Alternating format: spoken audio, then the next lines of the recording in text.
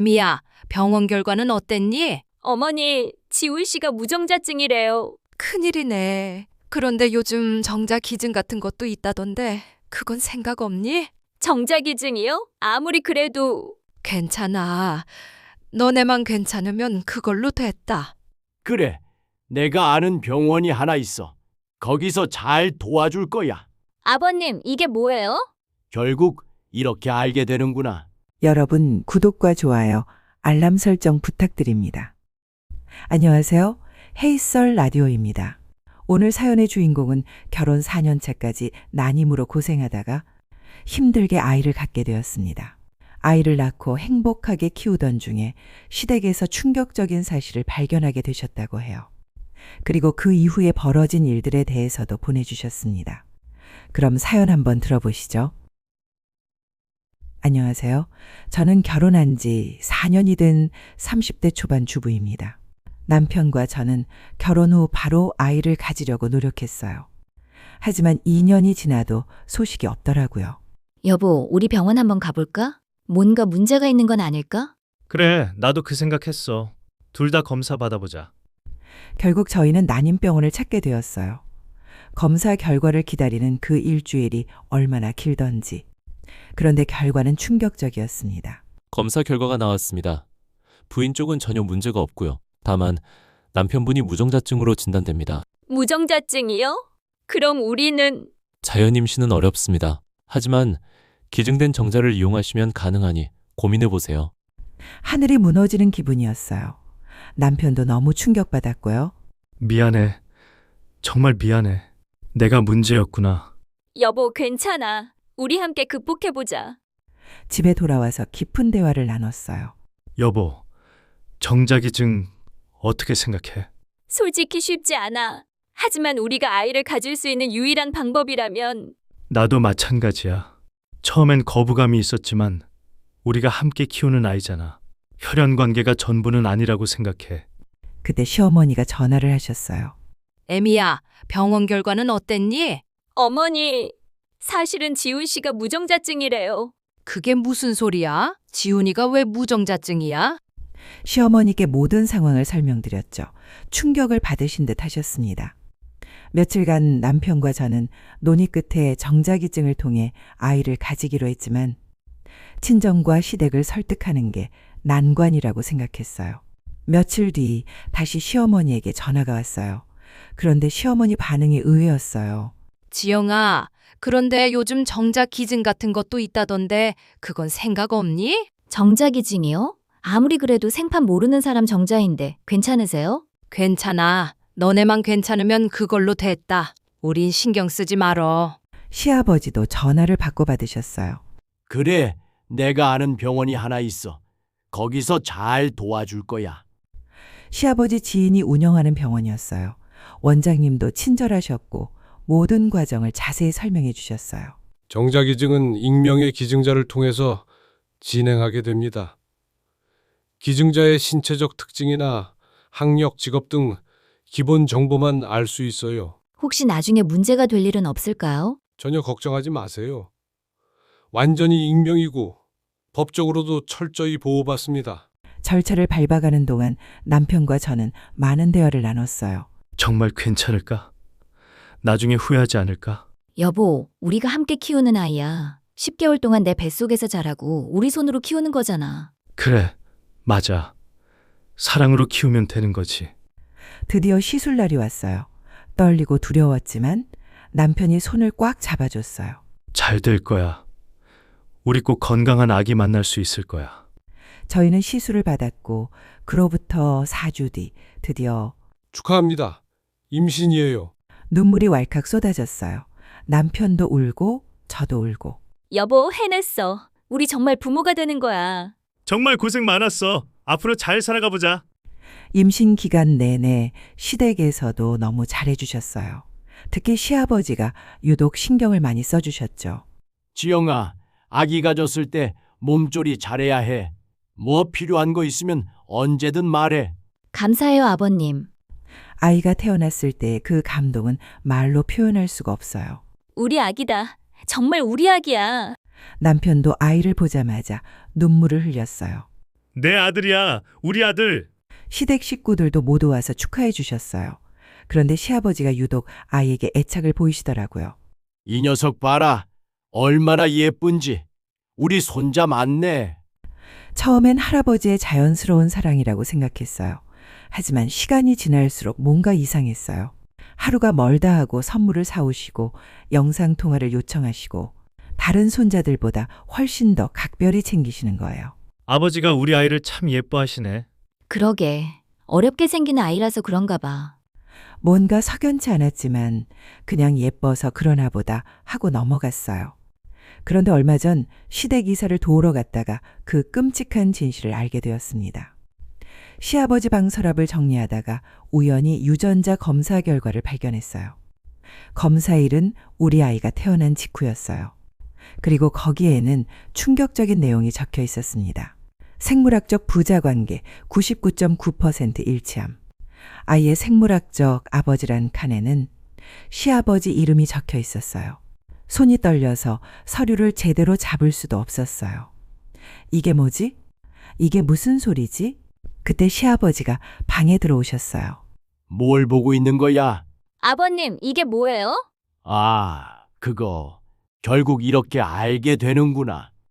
시아버지는 당황하기는커녕 오히려 태어나셨어요. 차라리 남정자보단 우리 피가 낫지 않냐? 어차피 익명인데 우리 핏줄이 더 좋은 거 아니야? 네? 뭐라고요? 이게 무슨 소리예요? 이게 말이 돼요? 뭐가 문제야? 결과적으로 다들 행복하잖아. 더 충격적인 건 시어머니까지 이 사실을 알고 있었다는 거예요. 어머니도 아셨어요?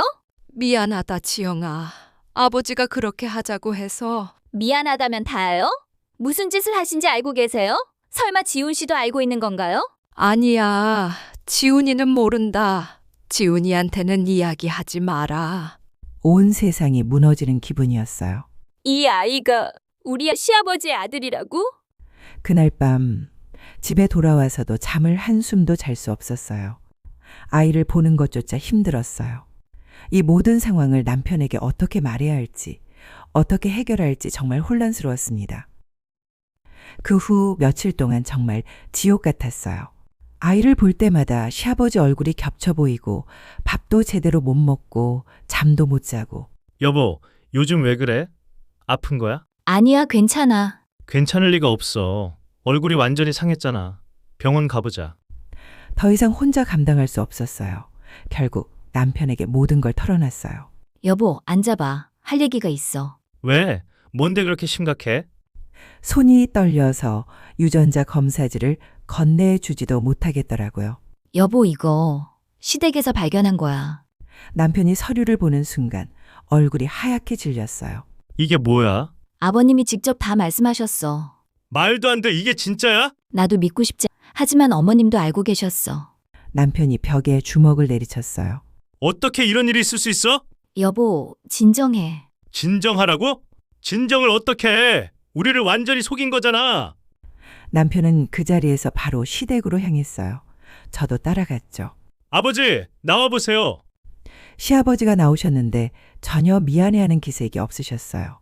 왜 이렇게 소리를 질러? 이게 뭐예요? 이게 유전자 검사지를 들이대자 시아버지는 한숨을 쉬셨어요. 지영이도 참. 그걸 왜 이야기했어? 몰라도 될 일을. 몰라도 될 일이요? 우리 아이 아버지가 누군지 몰라도 되는 일이라고요? 결과적으로 좋은 거 아니야? 건강한 아이 낳았고 우리 핏줄이고. 아버지 미쳤어요? 이게 정상적인 일이라고 생각하세요?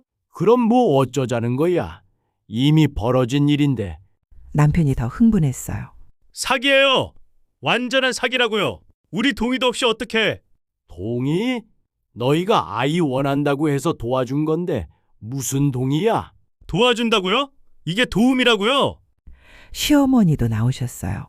얘들아, 너무 크게 생각하지 마라. 어차피 어머니까지요? 어머니까지 우리를 속이셨어요? 속인 게 아니라 그냥이 뭐예요? 우리는 바보예요? 그날 밤 집에 돌아와서 남편과 진지한 대화를 나눴어요. 이제 어떻게 하지? 모르겠어. 내 머리로는 도저히 이해가 안 돼. 여보, 그래도 아이는 같이 키울 거지? 당연하지. 누가 뭐래도 우리 아이야. 그건 변함없어. 그래, 여보. 그래도 우리 이 상황을 그냥 넘어갈 수는 없어.